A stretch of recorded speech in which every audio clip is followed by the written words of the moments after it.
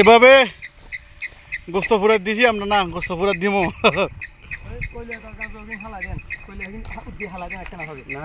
না না কি হালা দেন বিসমিল্লাহ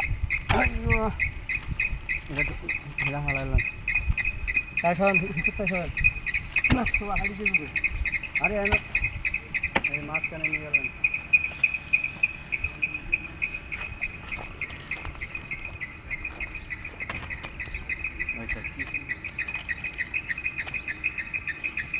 এই যারে ভাত দেন যারে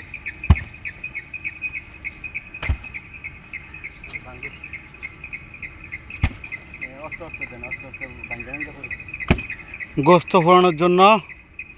এখন লার্কি দিয়ে আগুন জ্বালাইছি কইলে হইলে তারপর গোস্ত ফোড়াত দিব ইনশাআল্লাহ।